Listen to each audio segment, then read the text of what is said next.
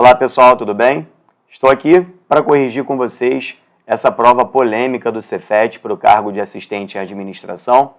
Polêmica justamente porque o edital trouxe conceitos básicos em administração, além da parte de administração de materiais e patrimônio, envolvendo armazenagem, transporte e logística, mas infelizmente a banca Selecom ela não trouxe o básico em administração, e aqui eu vou fazer alguns comentários e algumas críticas também à banca, porque faltou critério, faltou a banca ser razoável e justa com aqueles que se preparam, com aqueles que realizam um trabalho sério, que são os cursos, para que nós possamos, de fato, contribuir com a galera, para que eles estudem e assim consigam alcançar o tão sonhado cargo público que eles almejam, né? A Selecom, infelizmente, acabou brincando com o sonho de muita gente e nós vamos observar alguns comentários que eu vou fazer a partir de agora, tá? Inclusive, peço para que você consiga fazer com que esse vídeo chegue a outras pessoas.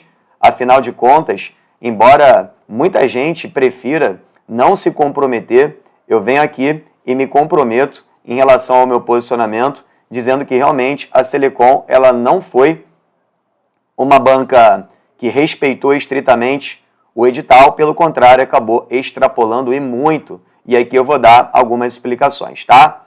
Lembrando que aqui eu vejo, tá, a possibilidade de recurso, principalmente nessa questão, que é a questão número 21, e também vou fazer outros comentários. E se você quiser saber sobre esses recursos e outros comentários, pode entrar em contato comigo através do meu Instagram, que é o @igorprof. Esse também é o meu canal do YouTube e amanhã eu vou deixar na descrição dessa correção lá no meu canal do YouTube o recurso que eu acredito que será suficiente para que a banca repense a sua abordagem e pelo menos anule essa questão, que é a questão número 21, porque aqui eu vejo uma possibilidade de anulação e eu vou explicar para você o porquê a partir de agora, tá? Vou fazer uma correção rápida, alguns comentários pertinentes.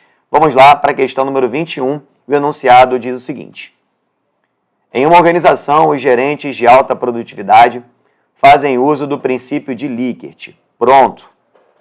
É aqui que eu já começo a desenvolver que princípio de Likert é esse Selecom. Eu já vasculhei todos os livros de administração que eu tenho, tá? E eu dou aula de administração há 11 anos. Já revirei o livro de Teoria Geral da Administração de Chiavenato, outros livros de Chiavenato que eu tenho aqui, outros livros de administração de outros autores que eu tenho aqui, e nenhum deles citam o tal do princípio de Likert.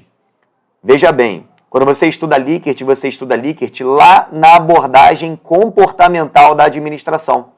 Mais precisamente na teoria comportamental, quando se fala de estilos de administração ou sistemas de administração, que são 4 possibilidades ao todo que Likert proporciona, justamente para colocar ao administrador 4 maneiras diferentes de administrar as organizações. Então, são sistemas de administração, não são princípios que Likert caracteriza.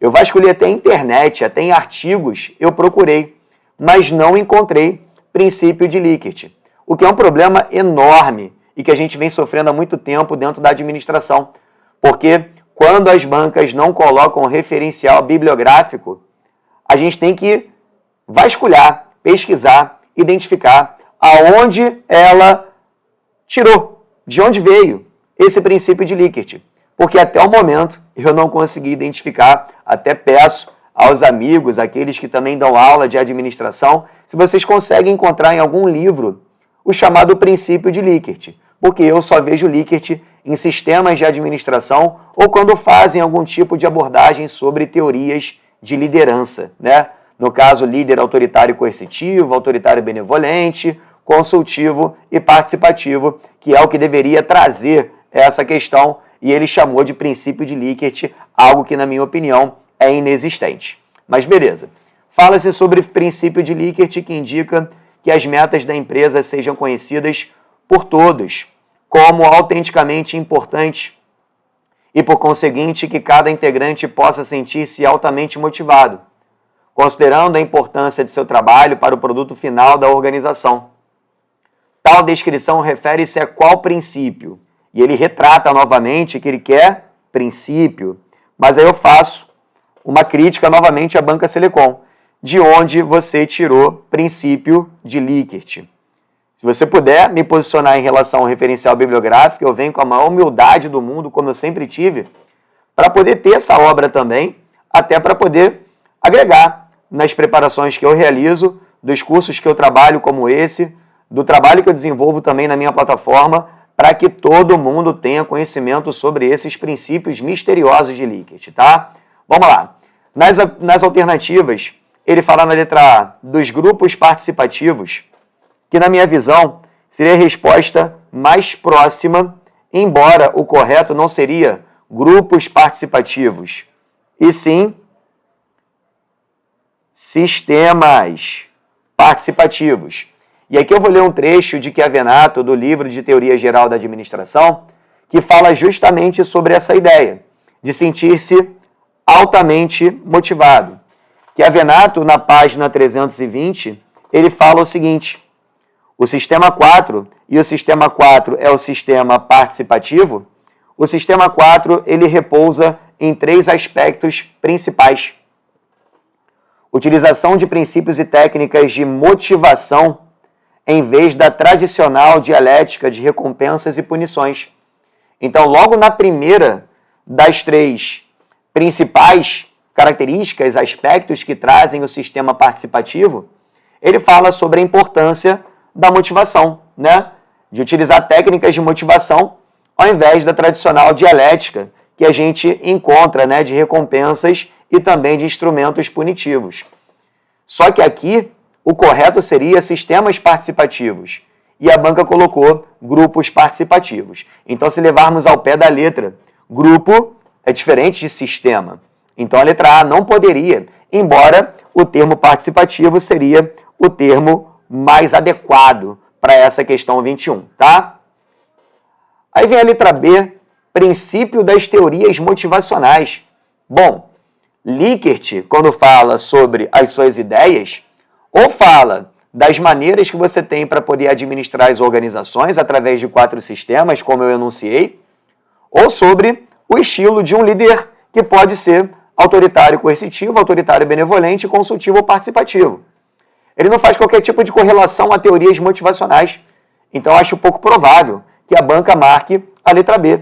E se ela considerar a letra B como gabarito, é porque ela foi influenciada em relação à criação do enunciado que estaria completamente incoerente, a falar que, por ser altamente motivado, se baseia ao princípio das teorias motivacionais. Mas são inúmeras teorias motivacionais e cada teoria motivacional traz uma ideia diferente, o que não faz sentido dentro da proposta, né, de sistemas administrativos de Likert. Então, a letra B, na minha concepção, não teria nem fundamento marcar, mesmo que ele fale sobre ser altamente motivado. Então, a letra B também não seria o nosso gabarito. Tampouco a letra C e a letra D também.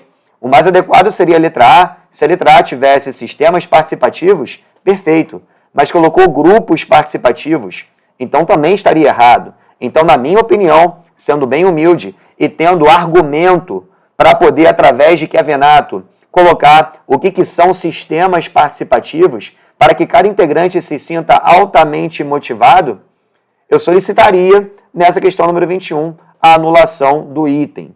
E se marcar teorias motivacionais como princípio de Likert, eu quero que a banca me posicione qual é esse princípio das teorias motivacionais, caso esse seja o gabarito da banca, tá? Na minha visão, questão passível de anulação.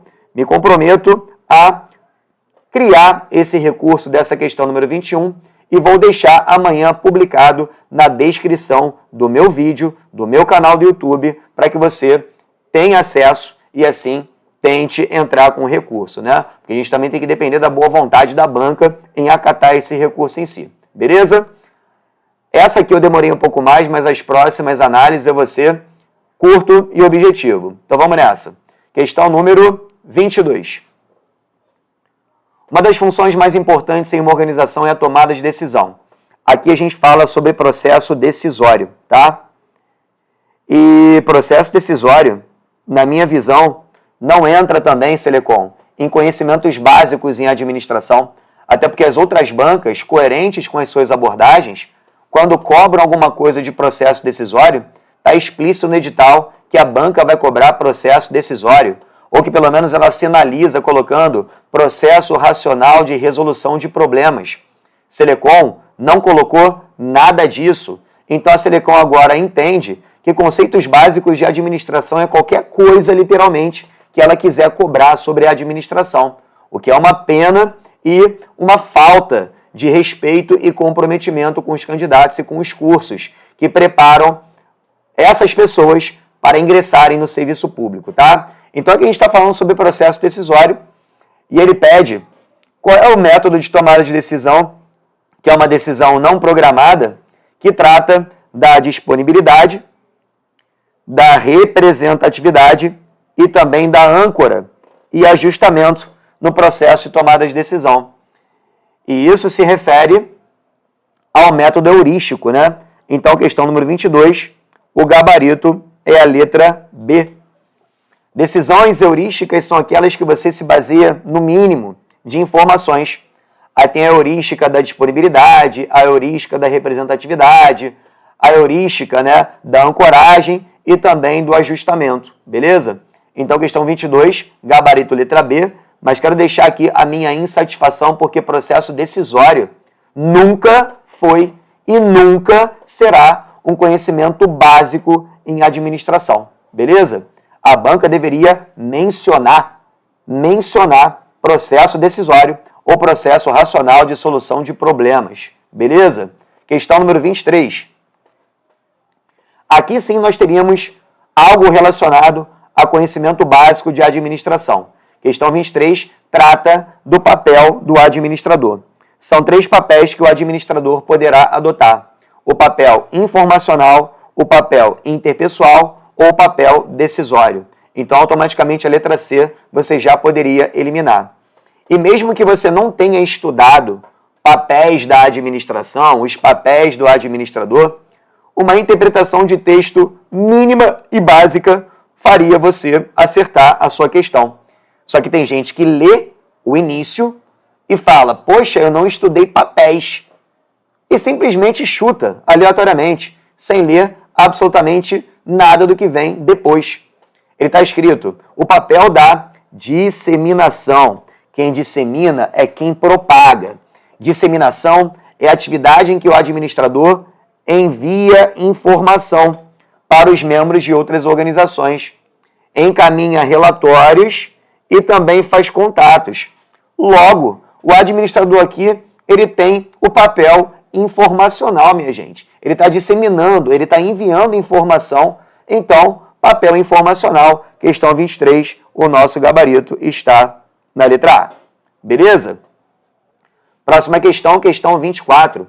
Uma questão que, embora traga o conhecimento sobre a classificação ABC, a princípio, que também fugiria um pouco do edital, porque classificação ABC é a classificação quanto ao valor do consumo anual que você estuda em classificação de materiais, e não há classificação de materiais dentro do edital de assistente em administração do Cefet, tá? E esse tema trata da acurácia. E a acurácia é um conhecimento aprofundado em relação à gestão de estoque. Na minha opinião, é um tema que também foge da proposta do edital, mas enfim, né? A gente já sabe como é que é a banca Selecom. Se não sabe, ficou sabendo agora e muito me surpreendeu negativamente. Eu quero que você comente aqui também se você ficou negativamente surpreendido por essa banca que acabou realmente fazendo o que fez, né? Eu não vou mais falar nada, eu só vou corrigir. Vamos lá. Quando a gente fala sobre a acurácia, para você medir a acurácia do estoque, é a quantidade de itens corretos em relação ao total de itens e depois você vai multiplicar por 100, justamente porque o teu desejo é transformar isso para porcentagem, tá? Perceba que nessa coluna, número de itens com divergências, a gente tem um total de 700 mais 500, 1.200, mais 250. Isso dá 1.450. De um total de 10 mil itens ao todo, né? Então, nesse caso, como a acurácia mede o item correto em relação ao total, a acurácia aqui nesse caso seria 10 mil menos os 1.450 que são corretos, dividido pelo total de itens contados, que são 10 mil. Beleza? E aí, no caso, a acurácia seria 8.550 divididos por 10 mil, multiplica por 100 para poder passar para a porcentagem. Corta 3 zeros em cima, 3 zeros embaixo, ficou 855 por 10, isso dá 85,5%. Essa é a acuracidade desse estoque, 85,5, questão 24, gabarito letra D. Beleza? Próxima questão, questão 25, uma questão mais específica que trata sobre armazenagem, sobre movimentação de materiais ali dentro dos locais de armazenagem, tá? Na movimentação de materiais e produtos, os equipamentos devem ser selecionados de acordo com as características dos movimentos, obedecendo a um plano geral de administração de seus fluxos.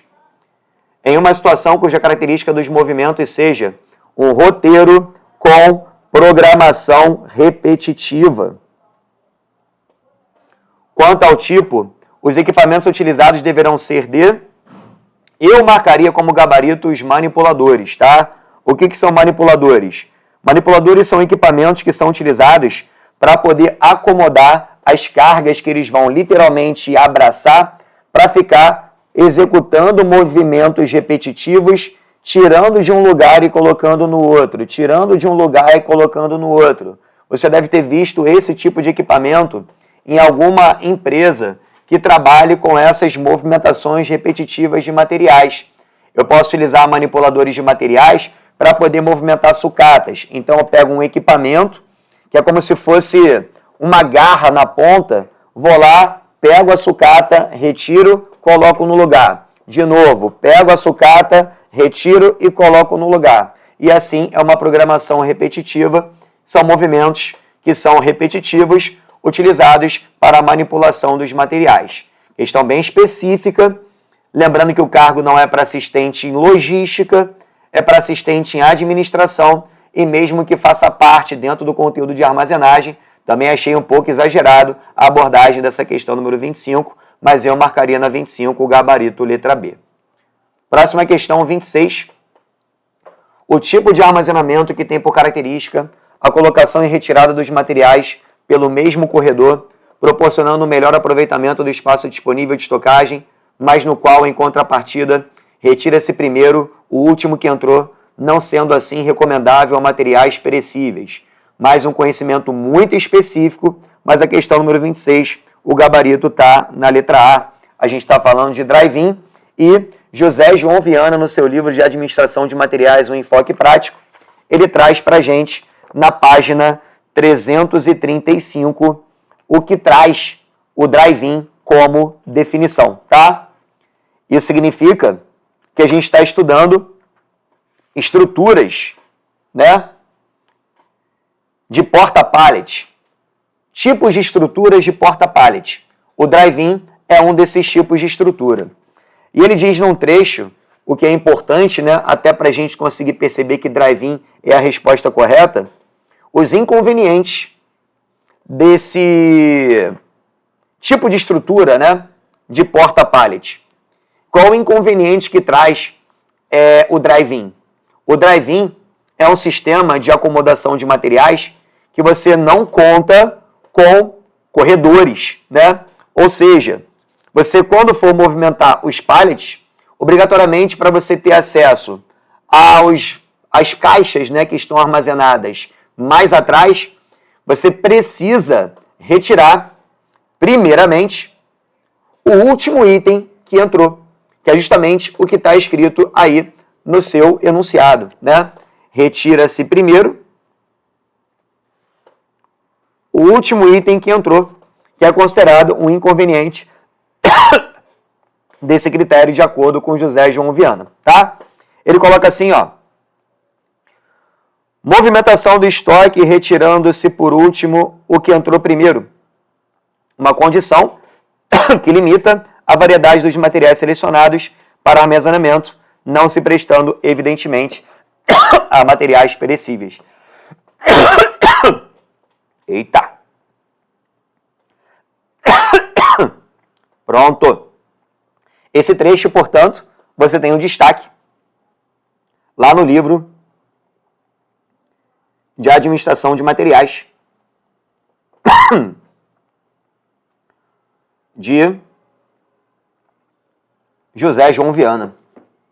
Ou melhor, João José Viana. Esses são os inconvenientes. Ou seja, as desvantagens desse critério de porta-pallet. Beleza? Questão 26, então, gabarito, letra A. Próxima questão, questão número 27. Questão 27 é uma questão mais de cálculo do que de modalidade de transporte, né? Enquanto todo mundo estudou os modais, as suas vantagens e desvantagens, suas características, veio a banca com uma questão para que você consiga calcular, para que você consiga mensurar qual dessas opções a empresa consegue minimizar os custos totais de transporte, tá? Se fosse o cálculo do transporte aéreo, o transporte aéreo, de acordo com o enunciado, ele tem um custo de 250 mil e um dia, sendo que é colocado na questão que a cada dia que se passa, o custo de armazenagem em trânsito é de R$ 1.500. Então, para o aéreo, o custo total de transporte seria 250 mil, que é o custo do tempo de trânsito, mais um dia, 1.500. Então, seria 251.500. O aéreo, tá? Se fosse o ferroviário, ele coloca aí um custo de 200 mil reais, dólares, na verdade, né? Mais tantos dias, ele fala 30, cada dia 1.500. Se eu fizer 30 vezes 1.500, 3 vezes 15 dá 45, coloco 3 zeros, 45 mil dólares. Então, aqui seria um custo de 245 mil. E o rodoviário, que é o nosso gabarito, um custo de 220 mil dólares, mais 5 dias, cada dia 1.500, ou seja, um custo de armazenagem em trânsito de 7.500. 220 mais 7.500, 227.500. Esse vai ser o mais em conta, portanto, o nosso gabarito estaria na letra C, tá? E para poder fechar, questão número 28. Uma questão também que eu critico, porque ainda não vi o termo sendo colocado. Quando a gente fala sobre tipos de estocagem, a gente tem uma estocagem permanente ou estocagem temporária, né? Quando a gente utiliza classificação de materiais. Existe também os tipos de estoque, a classificação dos estoques, mas essas classificações aqui, sinceramente, não estão presentes no livro de João José Viana de Administração de Materiais. O setor de armazenagem típico está comprometido com a combinação de alternativas de estocagem. Para itens de demanda irregular, compras especulativas ou oferta de descontos por fornecedores, utiliza-se qual tipo de estocagem? Então, aqui, sendo bem sincero, eu não me recordo de qualquer um desses tipos de estocagem. Mas, se ele está falando aí sobre itens de demanda irregular, se é uma demanda irregular, significa dizer que há uma variabilidade da demanda, ou aquilo que eu não consigo identificar. Então, ocasionalmente, eu vou formar estoque. Tudo bem? E aí eu marcaria nessa questão 28, pela interpretação, estoque ocasional. Mas, sendo bem sincero, procurei em livros, procurei também na internet, em artigos, e não consegui identificar exatamente essa denominação quanto a tipo de estocagem. Mas, por interpretação, eu marcaria ocasional, questão número 28, letra C, tá? E aí, o que você achou da prova? Comente aí no vídeo, entre em contato comigo se você precisar de alguma ajuda. Muito obrigado mais uma vez pela sua atenção. Continue estudando, que eu tenho certeza que numa próxima oportunidade, de repente, se não for essa agora, espero que tenhamos uma banca coerente, uma banca sensata e que respeite a sua trajetória e também o trabalho desenvolvido pelos cursos e pelos professores, tá? Bons estudos, continue na luta, um grande abraço e até a próxima. Valeu!